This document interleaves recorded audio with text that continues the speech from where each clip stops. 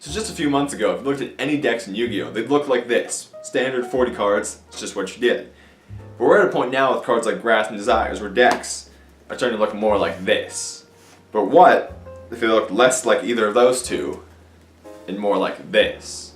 So recently there's been a lot of talk in Yu-Gi-Oh about decks getting bigger and how it's more viable with cards like Pot of Desires and That Grass Looks Greener. With Desires, we saw things like 45 card main decks, even up to say 50 card decks, because the Banish 10 kind of mitigated that consistency dip that you got and put your deck down to about what it would be before you activated Desires. But then with That Grass Looks Greener coming out, we saw obviously 60 card Infernoids, but we've even seen 55 card Paleozoics. Just a lot of decks that have grass just because of the advantage that can net use, things like Light Sworns, again, Infernoids. So we've been seeing a lot of bigger decks. But what if Konami one day came out and said that they were lowering the limit of decks? So instead of 40 cards being the lowest limit, it went down to something like 35 or 30 cards. And basically what I'm going to be discussing today is, or more, slightly discussing and more asking is, would you guys run a 30 or 35 card deck if it was legal that way? Because a lot of people are even going now to mating 45, 50 cards just so that that grass doesn't get even more advantage off of them.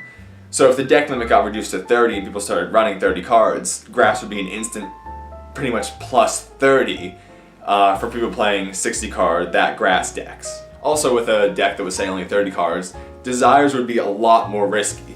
You'd be banishing a third of your deck instead of just a fourth, but it actually would technically be better because with less cards you're running only those power cards you need, so you have more of a chance of drawing into the good cards, along with a much greater chance of banishing the cards you need.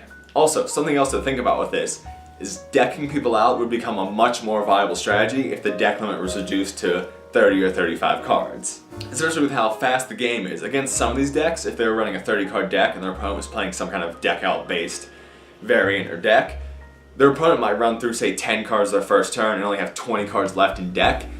That would be a lot easier for deck out decks to deck you out if you only had 20 cards in deck as opposed to 35 or 40 cards in your deck. So I think that would become definitely not a top strategy. I don't think it would really see any tops, but it would become much more viable as a strategy if decks went down to 35 or 30 cards. Another thing to think about with all this is the viability this might give decks that never got all the support they needed.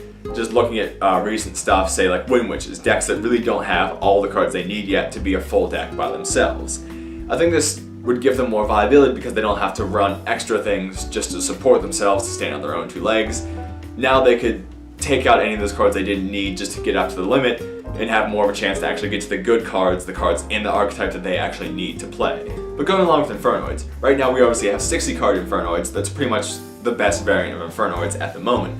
But I'm wondering if we'd see any 30 card Infernoids if that was the limit, because that gives you a much greater chance to get to your reasonings, to your monster gates, and you could say run only 3 Decatrons as your normal summons. You'd get a lot more off of your reasoning, and you'd have a much greater chance of seeing it, and you still have stuff like Left Arm Offering and Void Banishment, Search, Void Feast to get your Decatrons out of deck. So that whenever you do hit the reasoning, you're going to get the maximum potential off of it that you can. Obviously though, running only 3 Decatron hurts the deck because you're losing the consistency of things like Raiden or Fairy Tail Snow that add power to the deck and keep it going if you don't see the cards you need. You'd also still want stuff like Left Arm Offering to get to your power spells like your Reasoning, your Banishment, anything you really need to get your deck going.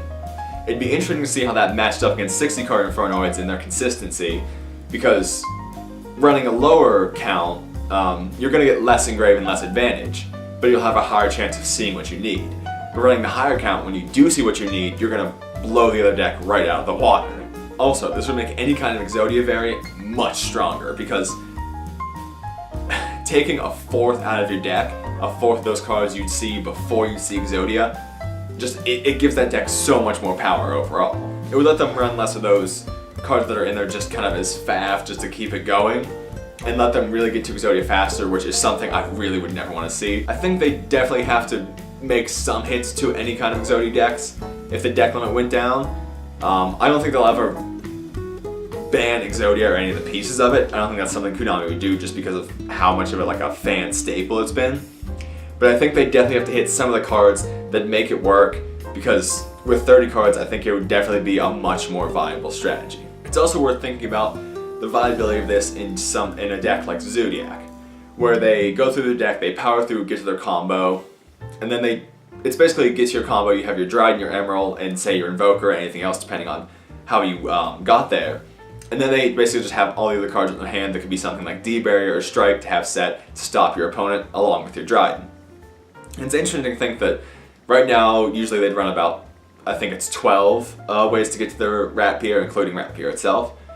But what if the deck limit went to 30, would they cut some of those so that they had more of a chance to draw into their D-Barriers, their Strikes, all those power traps that hinder their opponent and help them. Also, it gives them a greater chance of drawing into things like My Body's a Shield, Book of Moon, more things to stun their opponent with. And it'd definitely be interesting to see how they work that out and the ratio they went with of getting to Rat to getting to your stun cards. And I think it'd definitely be something interesting to see. Also, with how much easier this would make it to see cards, it creates an interesting situation where cards being put to 1, it's not as bad as it used to be. Like I talked about with Infernoids, Reasoning at 1 on a 40 card deck is pretty bad. Reasoning at 1 in a 30 card deck is still bad, but you have a much higher chance of seeing it. It makes 1-ofs and cards put at 1 not a lot more viable, but it definitely makes them more viable because you have a big boost to being able to see them turn 1 or even later in the game that you don't have with a 40 card deck. Another interesting thing about this would be how stubborn people can be. Because personally, I'm a 40 card deck man. I like to keep my decks exactly at the lowest limit I can to keep them as consistent as possible, but we've seen a lot of people having success with 42, 43, 44 card main decks, even topping or doing well at some major events. But if the limit got reduced to 30, it'd be interesting to see who was stubborn to keep their deck as consistent as possible, and who was stubborn just because that's the way things have always been. Because I like to do it for consistency, but I also am stubborn just that that's how it's always been, and I'd like to keep it that way just because I've gotten so used to it. It's weird seeing anything over 40 because for so long it was always like, when I first got back into the game, I'd run like 44 and people would go, oh no, don't do that, cut it exactly to 40, you keep it as consistent as possible. And that's grown on me so much. It's something that I always do in my decks. I've never gone past 40. It's a very interesting thing. It's something that Yu-Gi-Oh players have really been taught for a while. And it'd be interesting to see who's stubborn for what reason, definitely. But those are just my thoughts on the topic, and I'm sure I've missed some really obvious things. I'm sure some of them are so obvious I'm gonna be called a massive idiot for not noticing them. But this is a discussion video, so the point of this is to see what everyone thinks about it.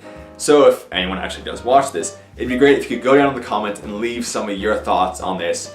Whether you'd play it, why you would, why you wouldn't, just things like that, or any other interesting ideas you thought of that could work with a 30 card deck. Also, if you want any more Yu-Gi-Oh stuff, we have a few deck profiles on the channel, a few comedy Yu-Gi-Oh things. We also have the worst deck of all time series running right now, which is me going online on Yu-Gi-Oh Pro and basically getting my shit pushed in because I'm playing awful decks like Yubel or the original XYZ, things like that. It's definitely really interesting, and it shows off a lot of interesting things in Yu-Gi-Oh! Mainly really bad players on Yu-Gi-Oh! Pro. But back on track, it'd definitely be amazing if you guys could really get involved in this, maybe share it with a few friends, and just get this as a nice discussion going, and that'd be amazing. Anyway, thanks for watching this, and see you later.